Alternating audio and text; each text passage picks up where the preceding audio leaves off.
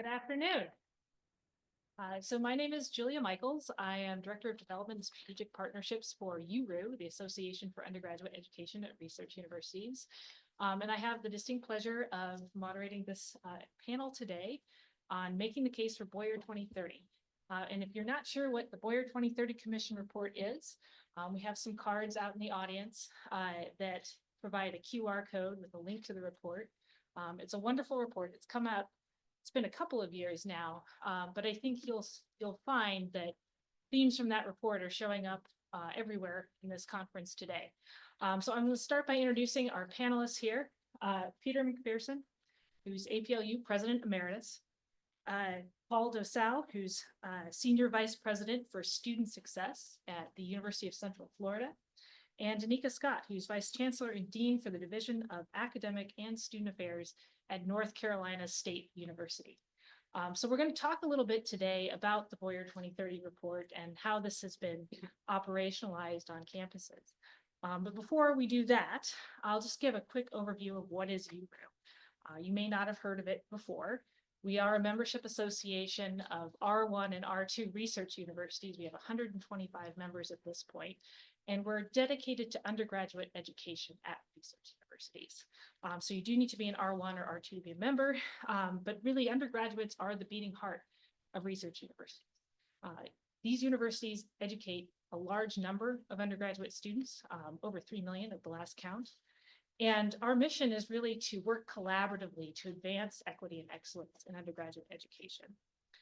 UERU was founded in the year 2000, so we're approaching our 25th anniversary coming up next year. Shirley Strum-Kenny, who was president at the time of SUNY Stony Brook, or Stony Brook University, is our founder. And she thought that the first Boyer Commission report, which came out in 1998, and proposed a new agenda for undergraduate education at research universities, would be best operationalized through a network of those who work directly on this question. So that's how the organization was founded. In 2004, we established a network of UVPs, who are our primary constituents. That's undergraduate vice provosts or presidents. And in 2007, we actually became a membership association with 65 charter members. So we've grown quite a bit since then. And then in 2021, we convened the second Boyer Commission. So Peter McPherson here was one of the commission co-chairs, along with Barbara Snyder, president of AAU. And this report has 5 imperatives, 11 provocations, all of which span the gamut for undergraduate education, from advising to world readiness. There are a few examples that I can share about how universities are implementing this report. At the back of the room, you'll see this impact report that we have. Boyer 2030 is in here. There are multiple examples of how universities are using it. There's also a running list on our website where our members can just post how they're using the reports. There's a lot there, but I'll just share a few. So for example, Missouri S&T University has used the report to support their merger of undergraduate education and student affairs. University of Maryland College Park actually engaged students with the report. So student TAs used it to inform mental health supports for their students.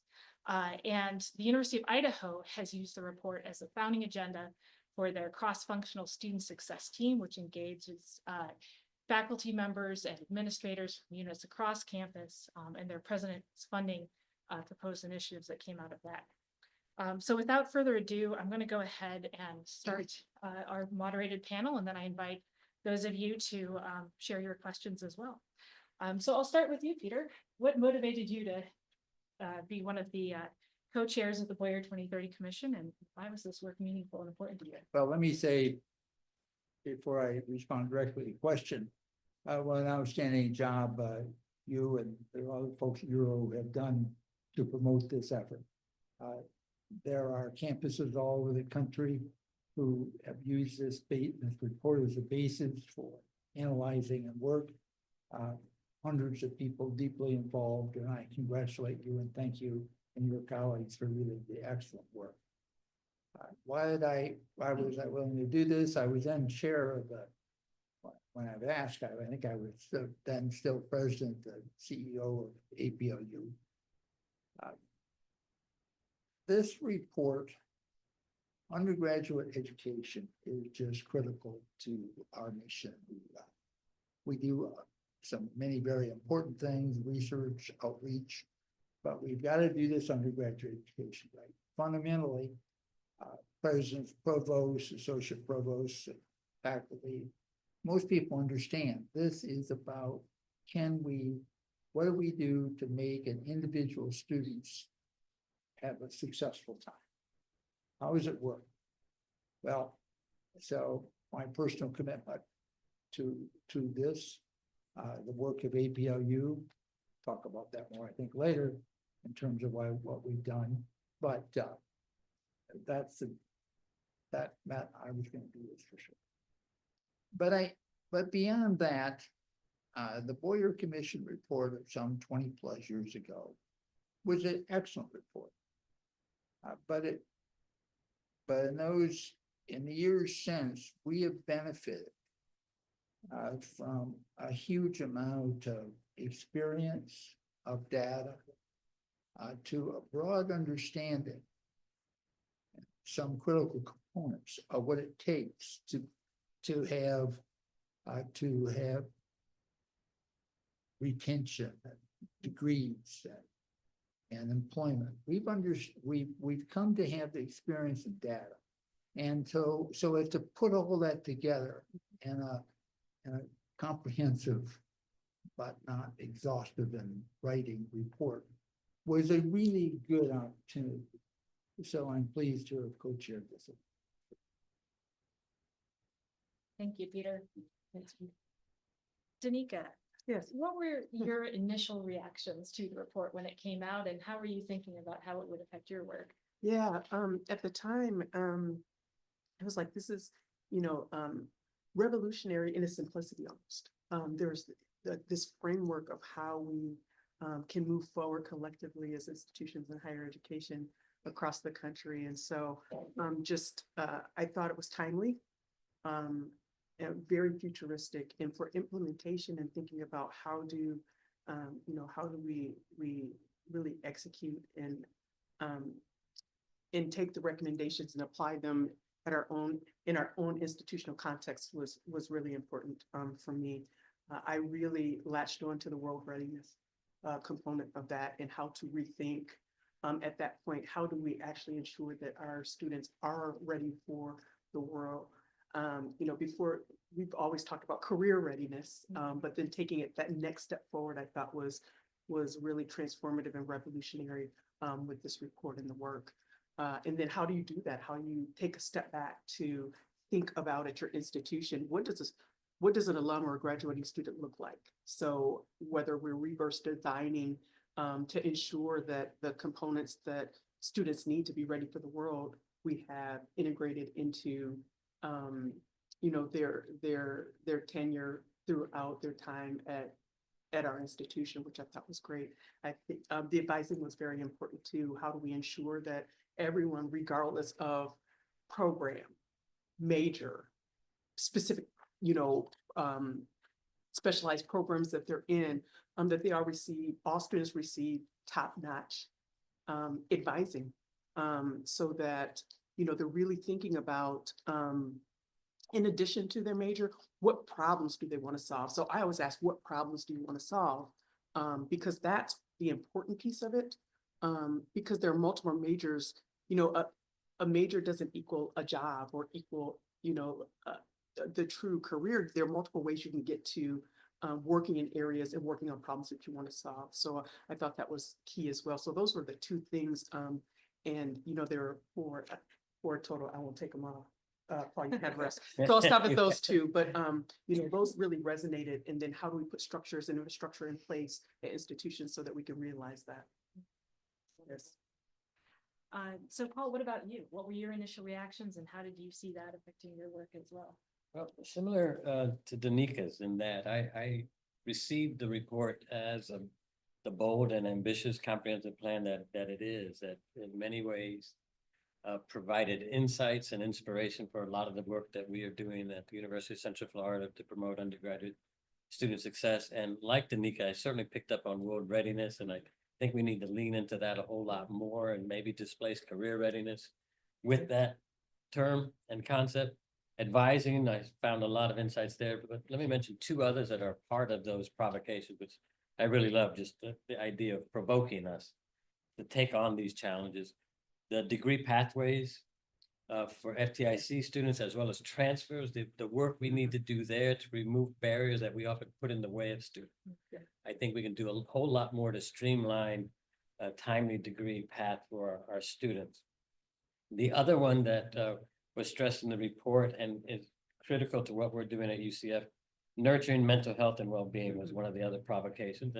And these days that's identified by our students as the top priority for them. The stress levels, the anxiety they're feeling, emotional well-being must be a part of any of our student success efforts. And so I periodically return to the report. It's a good touchstone. Are we doing the right things? Have we forgotten this? And so That's it's wonderful. refreshing to go back and look at it. As I've done in preparing for this, it's like, I need to read this more. Right, right. And the other thing too, with that call too, is just having this framework to share with our senior leadership. Yeah. As the path, right? So it's been really helpful in that sense as well. Yeah, it's a more expansive view Mhm. of higher education, one I think is really, we're getting back to basics at this point, and it's Yeah. very fundamental. Peter, during your 16-year leadership of APLU, you oversaw tremendous growth in the organization's agenda and how it engaged with public university members. In reflecting on your many accomplishments, what projects or initiatives do you feel made the most progress towards advancing the equity imperative, equity and excellence imperative in your 2030 report? But when I got there, long and really good organization, we were basically working on education issues in Congress. And we had a set of council and commissions that convened people for really good discussion. But we decided with the executive committee, the board, lots of discussions, we were going to have a very aggressive legislative effort on research. Different topic, but that became a big deal. But we also decided we were going to become, and we're going to engage and essentially become an advocacy group with our members. The members were very happy to have us often be a little ahead of where their campuses may necessarily be, because it helped them. Now, there were so we had some huge projects. Julie, you ran so well, and you're such an excellent leader, powered by public, so we had 125 institutions, you folks included, where there were clusters of schools, all working through in their various ways. Degree completion, increasing degrees, and addressing the equity gap in getting degrees. A big focus there, and frankly, in all these years, on degree completion. If you can't get, we can't ever lose that. Mhm. And as we get attacked on all kinds of things, and we think what our priorities should be these days, we gotta stick to getting degrees. Student doesn't get a degree, it probably wasn't a great experience for them in the end. Yeah. One of the key things we did, I think, was work with Nancy Zimfer, an arrangement with urban serving universities. Nancy had really put this group together, very strong organization, but they became stronger and we became stronger when we developed this partnership. They were formally part of us, but they still had some separate structure. I think that lots of things, of course, but even very early on, we began to think about accountability in terms of degrees and a number of things. Margaret Spellings had her conference and a report. Some of you remember that. And we ended up having an excellent response to that report, even though I think many people thought we developed in response to the Spellings report, but actually we've done a lot of work at that, but accountability was key. And data was very key. When you think about higher education today as opposed to 20 years ago, data is much more part of how we think about running universities, much more. People like Christine Keller and others were so key in helping us do that. Student achievement measurement. Now, Sam, this is better data on graduation rates than the first time full-time. That's simple. By the way, President Obama never graduated college if he was first time full-time because he transferred. That's still there, and we need to continue to work at that. So I've got lots of stuff, of course, I know. I'll stop. But the commitment of APLU and its programs is a lot of what we've got here in this report. And it's not just us. It's the universities, our membership, and but to drive, we can't forget the 40-year degree question. 6 years is too long. We can't forget pathways. Pathways are a way to help. Anyway, I've got lots of them. I know you do, Peter, and I'm looking forward to hearing more of them. Danica, so one of the recommendations in the report under leading change is to build connections and collaborate across units at the university. And I understand that's something you've done particularly well at the University of Oregon and now at NC State. Can you share a little bit about what has helped you be successful and any lessons learned for the rest of us on how to do this? Sure. Well, first, I'm extroverted off the charts, so I think that probably has a lot to do with relationship building. And if I think about my top 5 strengths, relator is one, individualization, but 6 and 7 is connectedness and development. So I think I'm very high in the relationship building. So for those who don't necessarily find comfort or who don't believe that a stranger is just a friend you haven't met yet, which I do, is a little bit different. I think the key is, and what where I've been really able to be successful is wherever I am, building those relationships in advance, especially before a crisis, right? So you want to have those relationships built in advance, and it's bringing people together.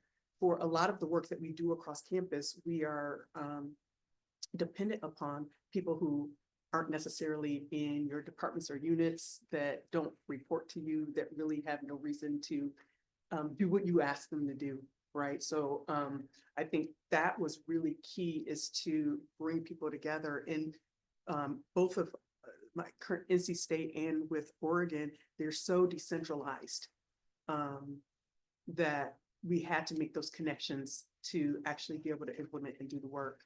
And for some kind of recommendations on how to do it, sometimes it's just bringing groups together, whether you have a task force or you have communities of practice around themes that are universal to the institution, that whether you're in a college or a division, that you can do that.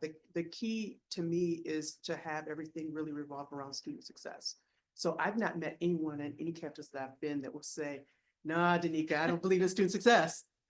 So I think when you start with a good foundation and a good framework around, we want all of our students to be successful. We want our students to graduate in 4 years. Like, I want you to, Right. you know, I want you to find yourself, like 16 years from now, I want you here. Like, I like you and all, but I need you to graduate. So ultimately, you know, that's the key. And while people they differ on how to get there, I think the endpoint for folks who work at institutions of higher education is that we want our students to be successful.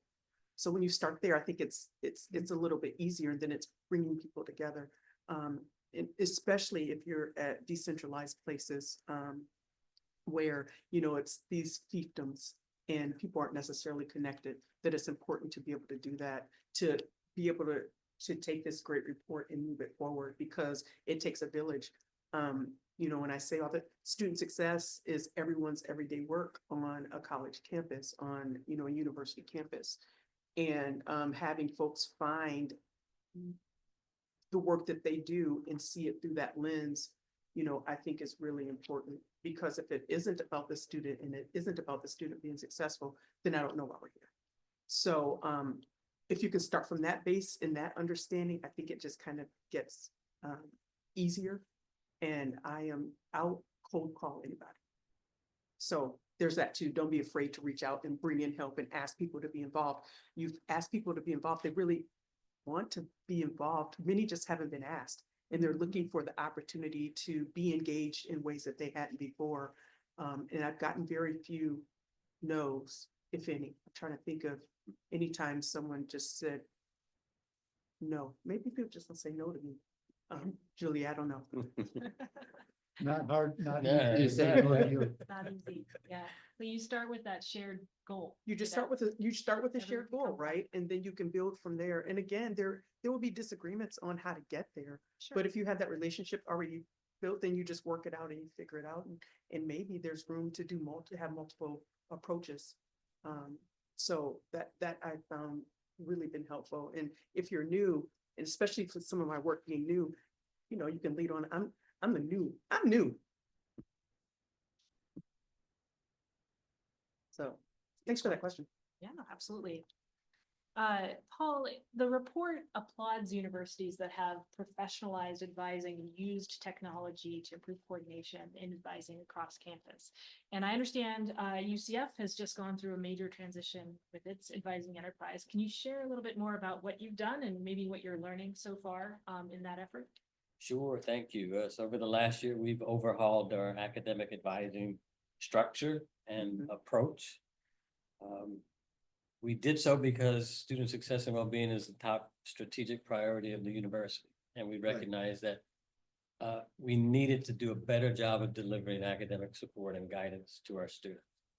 Like many universities of our size, 70,000 students, we were totally decentralized. So there's very little standardization of practices across colleges. Yeah. We were using platforms differently. We used more than one platform.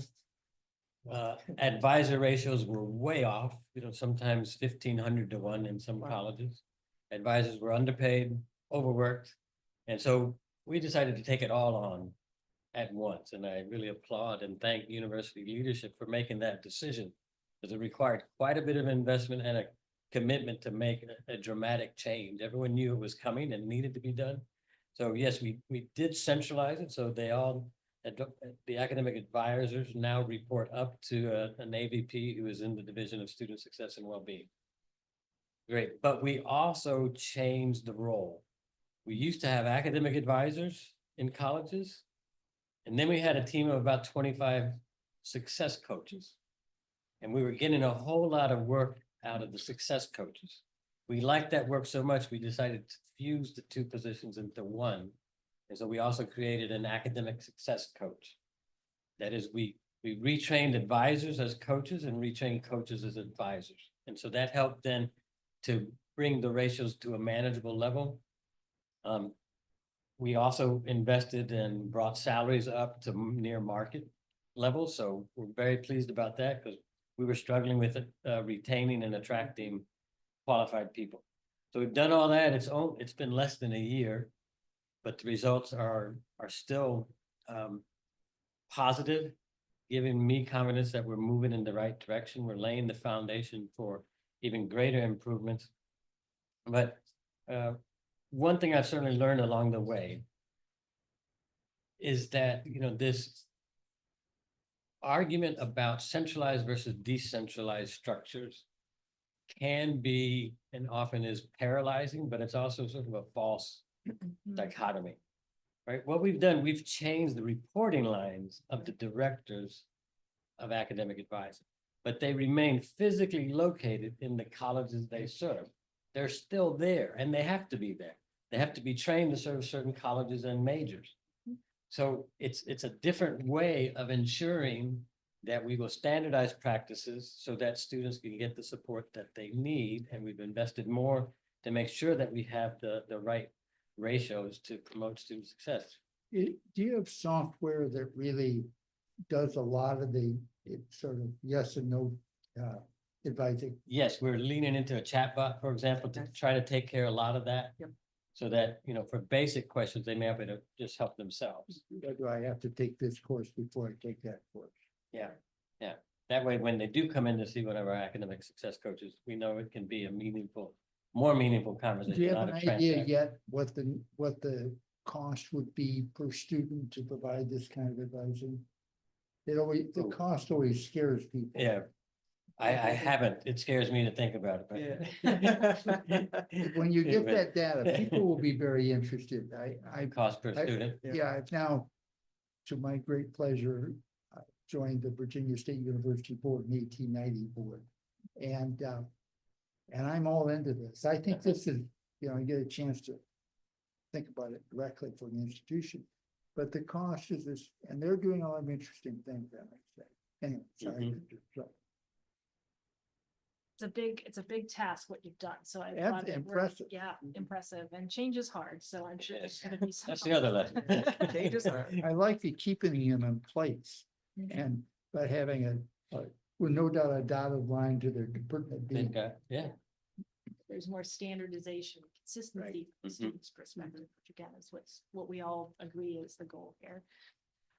Peter, one of the arguments in the Boyer report is that higher education is actually a public good. So we want students to be successful as individuals, but we also want to prepare them for their careers, for life as citizens in this diverse society. So this is the concept of world readiness that the report talks about. Can you talk a little bit more about how you see universities transforming to prepare students for a 21st century workforce? But I love this term, world readiness. Because that's the spirit of what we're trying to do. Now, it has lots of components. For example, the report makes clear that employment and what traditionally might be called a liberal education cannot be in conflict. It's not an either or. And I think that's true. We really remember at APLU, we put together a big paper a few years ago and had lots of discussions. But I think, and the number of people would say you can't do both, I think is substantially reduced, but it's still there. We really have to do both. We have to have students want it. Mhm. Overwhelmingly, they say they're there to get a job. At least one of the primary factors, and certainly society. So that's an important thing. A lot of discussion on how to do that, but that's and that's a whole separate panel. And then there's the question of the reason we have core curriculums is to give a broad foundation to students. And it's there's no more difficult challenge on campus than to try to change a core curriculum. But it's one that I think we have to work at. Is a core curriculum integrated, or is it just a hodgepodge of options that you can argue cover various topics? Choose one of these 10, 15 courses and you've covered humanities. I think some more schools are doing this, but I think in that coverage, in that integration, clearly civic engagement and knowledge about the political, economic progress of this country is an important part of it. I think that we, in the same room a few moments ago, we just finished up a session of the Canadian and Mexican US universities, NAFTA, the old NAFTA, but the point was made, you know, we don't live in a bubble in the country, which we know, but and the number of public universities that come to college without a passport is an overwhelming percentage without the passport. It's why I study abroad is my judgment. So it changes lives. But there are other ways to have get a global perspective. So A world readiness is a key concept in the report. There's some good ideas, some lessons. I do think that a critical part of this is you've got to prepare students for a job too. And it's not one or the other. You can do both of the traditional education, the job. You're preparing them for not just their first job, but maybe their last job, right? Well, Like someone else in said that fact, last that's week. an Yeah. interesting way to say it. Since you have to have them ready for that first job. Mm. But there's a whole bunch of what we do, including with liberal education, which is preparing people for other jobs. I remember I was at years ago, I was executive vice president of Bank of America, and we sitting in senior management thinking about what our new hires should be. Would we and we decided that we were going to make sure we hired some brilliant philosophy students who said they were interested in business. Because we thought that some of those people were going to be the people that were running the bank in 20 years. We did like the accountants too, that's true. And I want to also go back to your point too about world readiness being engaging as global citizens, things that make us better humans, right? Engaging in democracy, engaging in civic debate, Right. In respectful Right. ways. These are all important things. The democracy on a global scale is in some sense the issue of the day. And how we feel about that and how we can work with this is something that we as a country, as individuals are probably going to be impacted on it, whether we like it or not. So we better think about it, engage and have our views.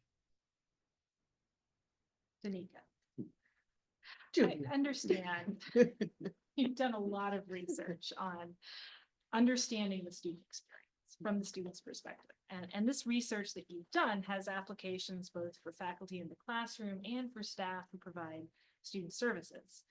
So from your perspective, what are some strategies for strengthening students' sense of belonging on campus?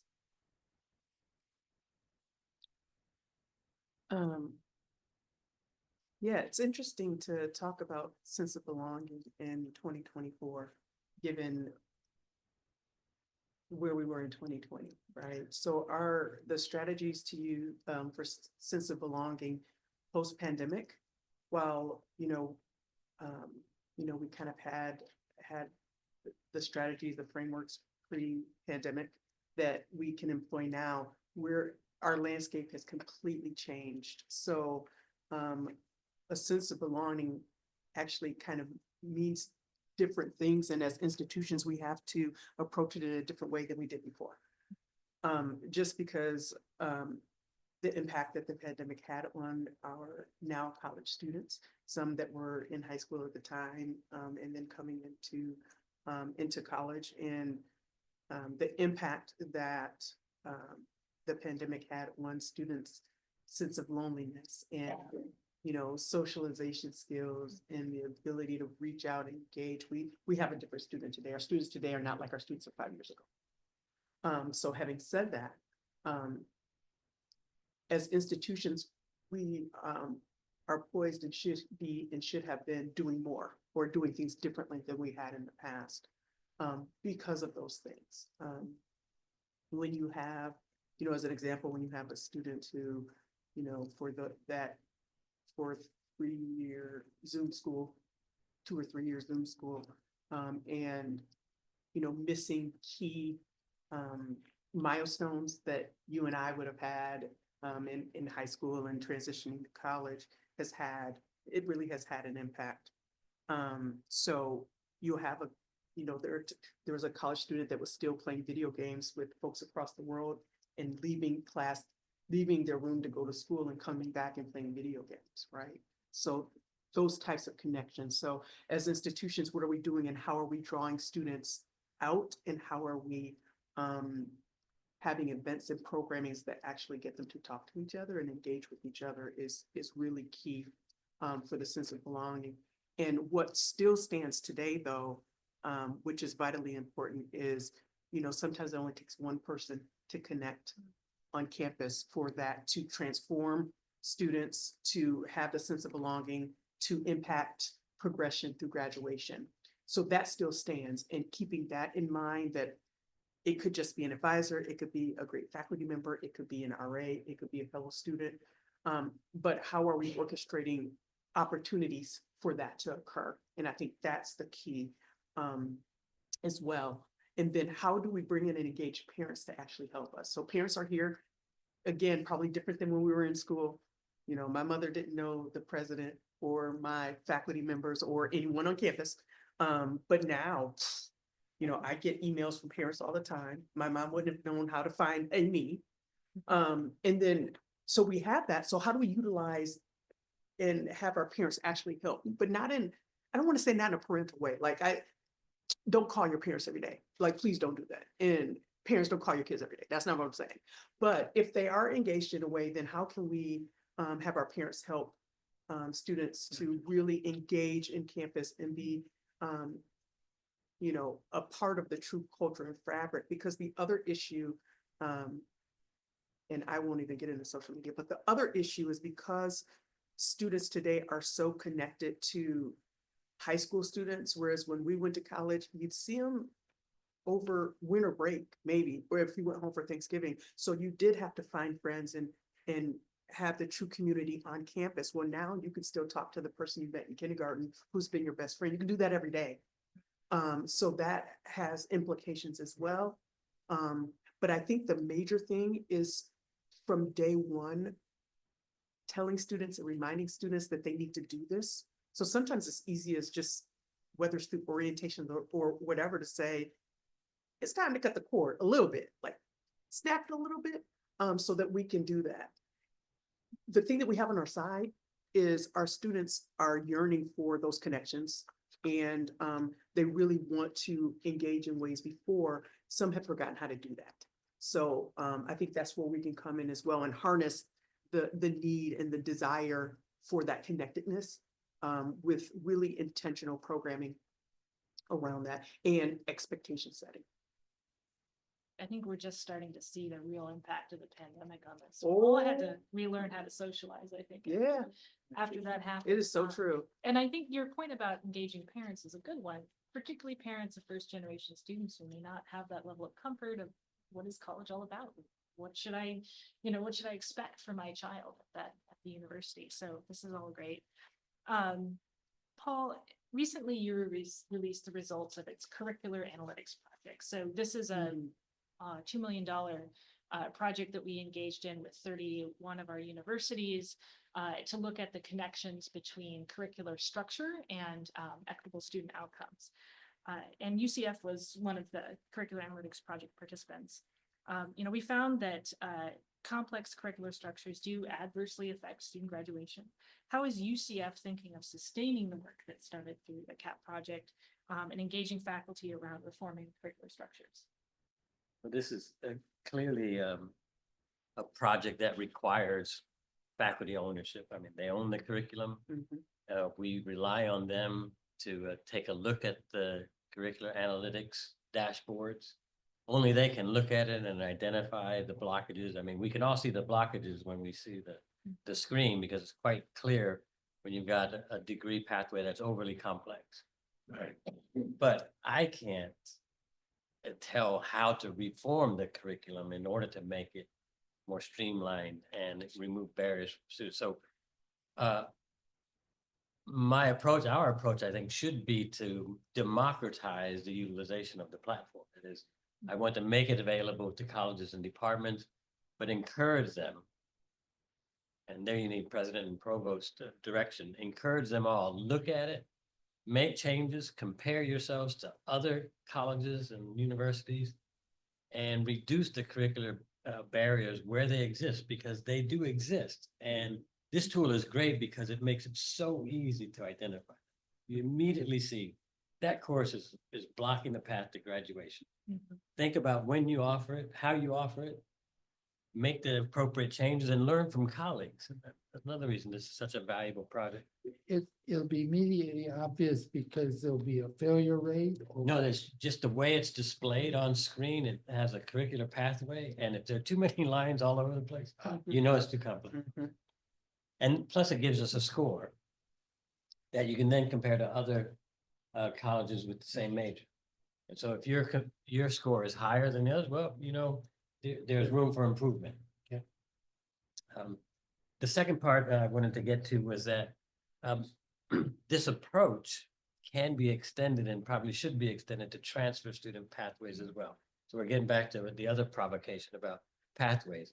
Too many of our transfer students lose credits on their path into a UCF. We're engaged with 6 of our partners in the Direct Connect program. But what we found is that they start at UCF thinking that they're a true junior, but they're not. They haven't taken courses that they should have taken. And so putting them on pathways and using a curricular analytics tool like this can help us streamline the pathway, but also at the same time empower the transfer students.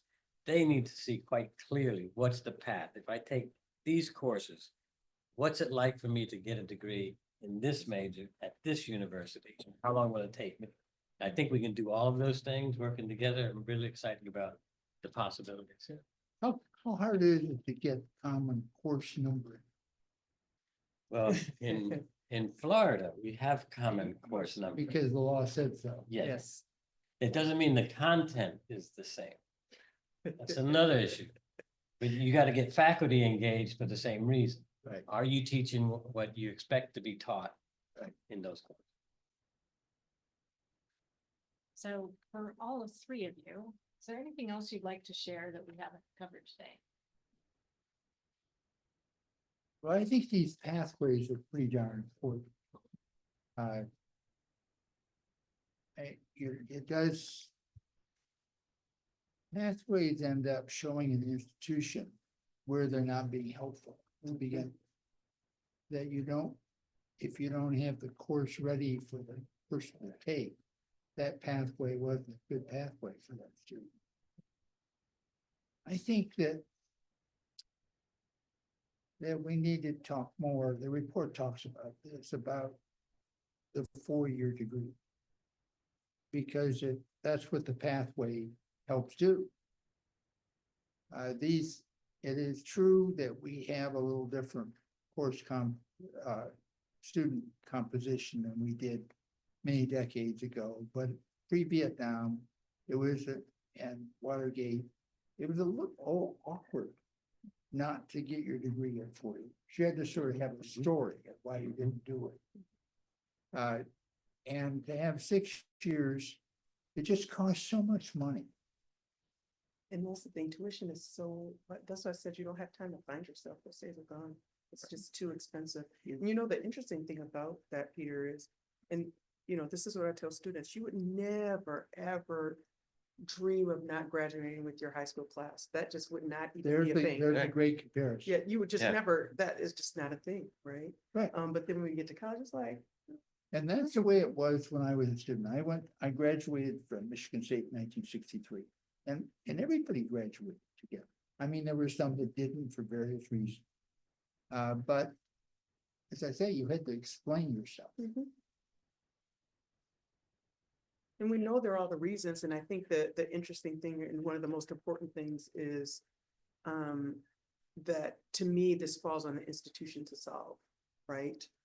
So easily we can blame the student for maybe not finishing in 4, but what barriers do we have in place? What are the things as an institution that we contribute to their inability to finish in 4 years and then clean it up? So identify it, fix it, clean it up, and then beyond that, because many times if you don't do that, then you are blaming the student without taking care of the institutional issues first and barriers that we have.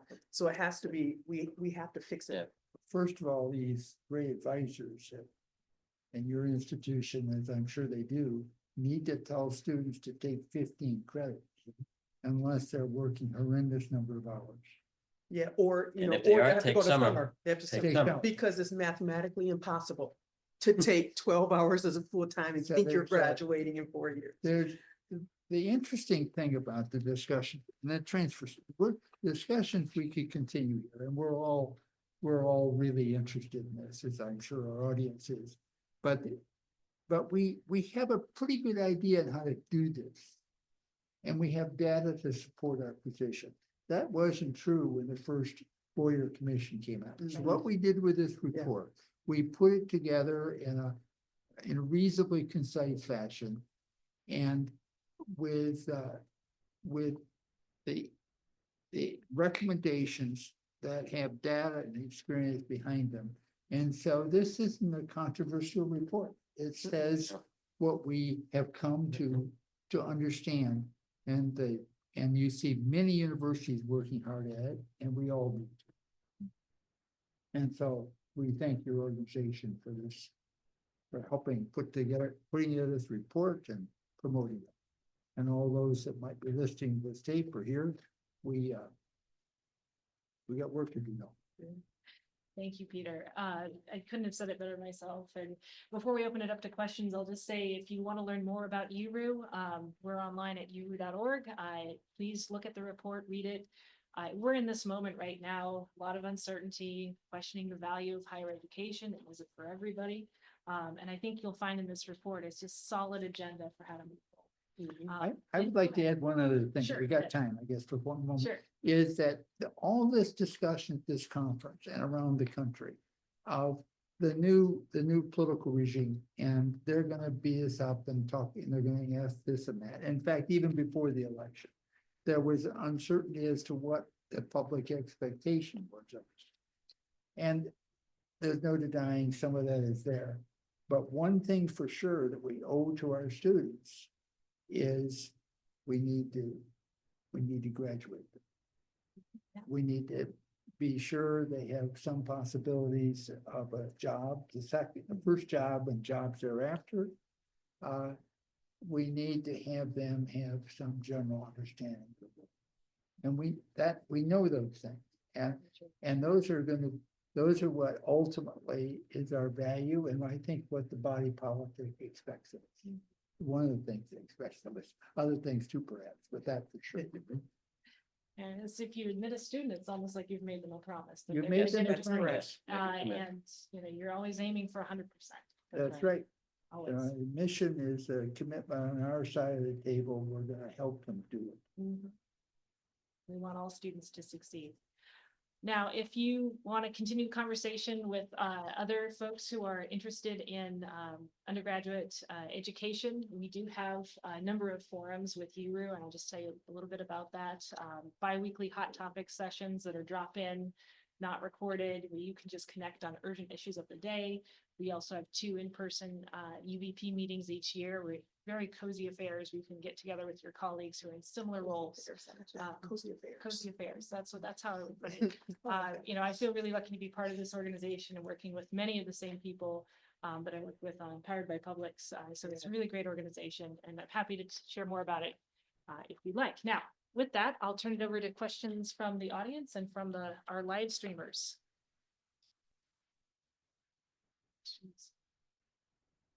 Rick. One, the Boyer report does focus on advising as one of the threads. And one of the effects of centralizing advising is that there can be a diminution of the career pathway for advisors. Hmm. In departments, when they're assigned in departments, you could work your way into a front office management position or become the HR person for the department and kind of sort of work your way up in the hierarchy locally. But in a centralized advising structure, it might be harder to see what that career ladder is. Do you have any advice or best practices that you've seen in other universities where they've gotten that right and provided some good career advancement possibilities for frontline advisors, often who are rather pretty early in their careers? Well, I'm not sure that we've gotten it right either. It's a critically important issue. we did in the process set up new scales and new steps in a career ladder within the academic success coaching world. So they can stick to it and do fairly well. In the new structure, I think there are opportunities for advancement outside of that advising lie within our Division of Student Success and Wellbeing. They'll come to know other units and they might see opportunities in other places. Whereas before it might have been within the college, you might get into some frontline position there. In some ways, I suspect we might have opened more possibilities for them. They can move into many other units and even Interesting. administration of the division. Interesting.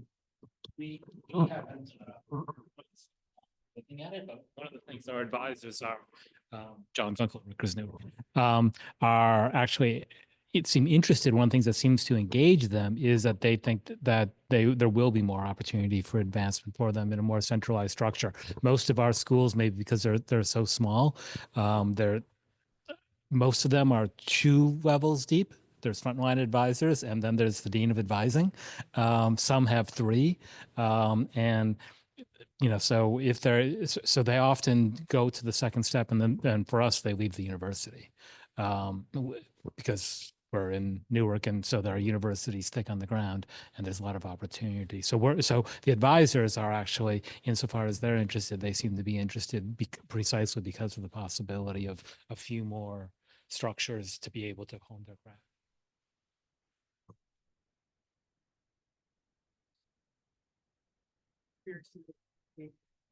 Whereas assistant, associate advisors, full advisors, senior advisors. So as you scaffold their ability to promote, that can happen. Then there's the assistant director, associate director, director potentially, and dean. So so there are examples of that as well, where you can build in that pipeline of advancement.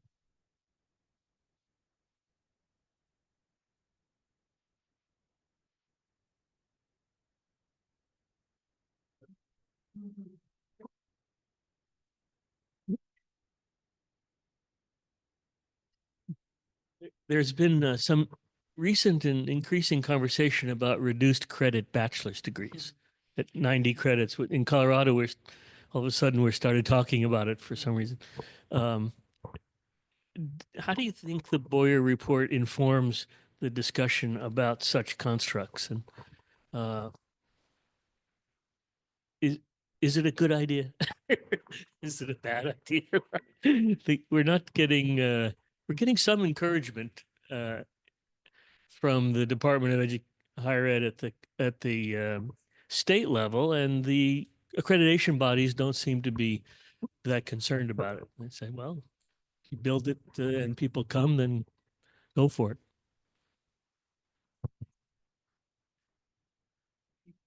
Often think a lot about it. You become, it is a huge heritage institutional hurdle to get over for institutions really to do this, but some are trying it.